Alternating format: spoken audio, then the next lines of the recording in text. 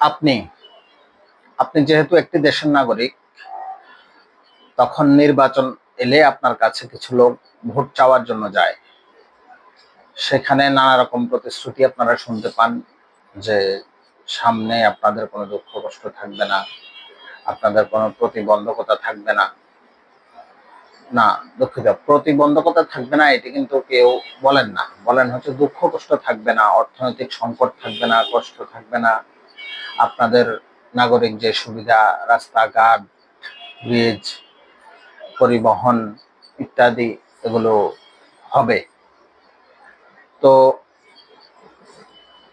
সেখানে নানা রকম প্রতিশ্রুতি দিয়ে লোকগুলো আপনাদের কাছে ভোট চায়।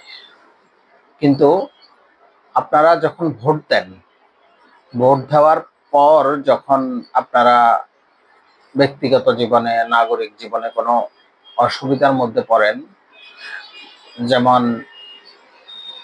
একটা অফিসে আপনার কাছে সেবা নিতে গিয়ে ঘুষ চাওয়া হয়েছে, একটি সরকারি অফিসে গিয়ে আপনি যে কোনো একটি কাজের জন্য জটিলতায় পড়ে গেছেন, বা আপনার উপর কোনো একজন লোক অত্যাচার করছে, জুলুম করছে, আপনি তার বিচার পাচ্ছেন না, সঠিক যেই মানে ইয়েটা আপনার পাওয়ার কথা, বিচারটা আপনার পাওয়ার কথা, সেটি পাচ্ছেন না, তখন কিন্তু আপনি কাউকে খুঁজে পান না। আপনি আপনার ভোটে যারা নির্বাচিত হয়েছে, চেয়ারম্যান হয়েছে, মেয়র হয়েছে এবং সংসদ সদস্য নির্বাচিত হয়, আপনি শুধু তাদের গাড়িগুলো দেখেন।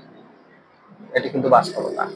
একবার চিন্তা করে দেখুন, এরা কিন্তু এদের মধ্যেই অনেকেই আপনার বাসায় এসে, আপনার বাড়িতে এসে ঝাড়ু পর্যন্ত দিয়ে গেছে নির্বাচনের সময়, নির্বাচনের প্রতিশ্রুতি দেওয়ার সময়। পরে শুধু আপনি তাদের গাড়িগুলো দেখতে পান, রাস্তা দিয়ে শাঁ শাঁ করে গাড়িগুলো যাচ্ছে। তাদের গাড়িগুলো, তাদের গাড়ির চাকার ধুলোবালি দিয়ে আপনার চোখ মুখ অন্ধকার হয়ে যাচ্ছে। কিন্তু আপনি আপনার ব্যক্তিগত, আপনার সামাজিক, আপনার এই নাগরিক জীবনের কোনো সমস্যার সমাধানে তাদেরকে আপনি পাচ্ছেন না। তাদের ফোন নাম্বার আপনার কাছে আগে যেগুলো ছিল, সেগুলো এখন বন্ধ আছে। এখন তারা নতুন ফোন নাম্বার ব্যবহার করছে, এবং আপনি কোনোভাবেই তাদের নাগাল পাচ্ছেন না।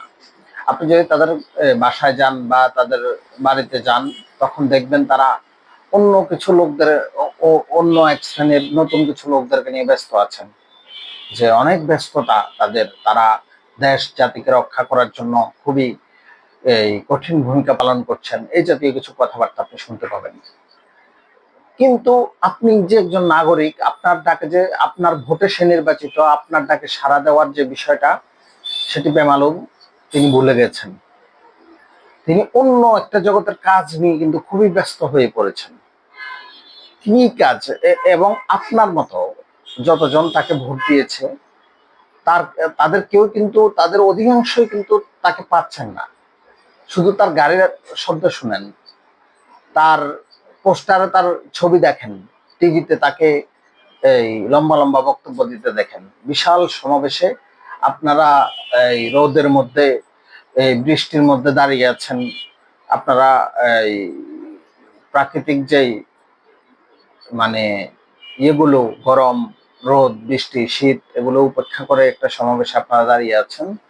উনি এসি গাড়িতে করে এসেছেন, এসে 5 মিনিট, 10 মিনিট, 20 মিনিট বক্তব্য দিয়ে ওনার কথাগুলো উনি আপনাদেরকে শুনিয়ে আবার উনি গাড়িতে উঠে চলে গেছেন। আপনাদের কোনো কথা কিন্তু উনি শুনেননি, কখনোই কিন্তু তারা শুনেন না আপনাদের কথাগুলো। এবং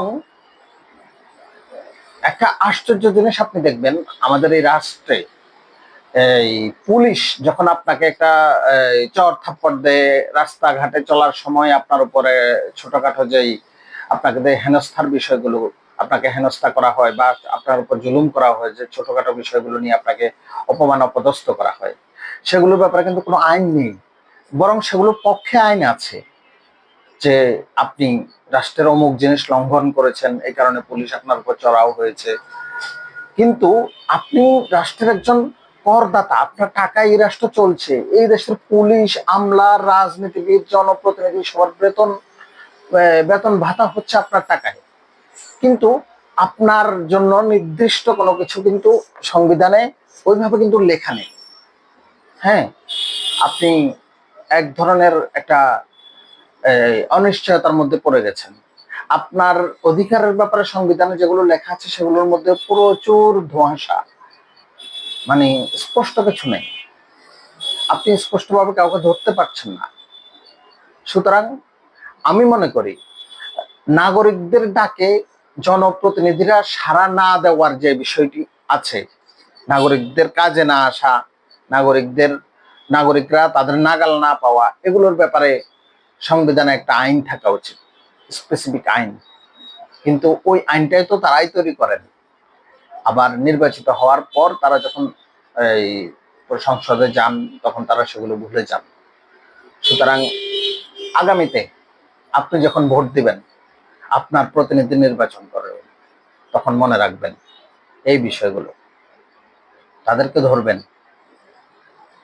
এই কথাও বলতে পারেন যে আপনাকে নির্বাচিত না করাই আমাদের জন্য কল্যাণকর, কারণ এখন আপনি আমাদের পাশে আছেন। যখন আপনাকে নির্বাচিত করব, আপনি আমাদের দূরে চলে যাবেন, আপনি ব্যস্ত হয়ে যাবেন, আপনি একটা ব্যস্ততার মধ্যে জীবনযাপন করবেন। আমরা চাই না আপনি ব্যস্ততার মধ্যে জীবনযাপন করেন। আমরা চাই আপনি খুবই সুশৃঙ্খল, ভালো, মানে খুবই শান্ত একটি জীবনযাপন করেন।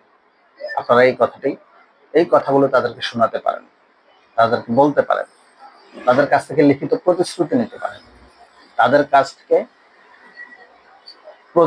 প্রতিশ্রুতি বাবদ আরো যা কিছু করা দরকার আপনাদের মনে হয় সেগুলোও করে নিতে পারেন। সেটাই আগামীতে ভোট দেওয়ার সময় মনে রাখবেন।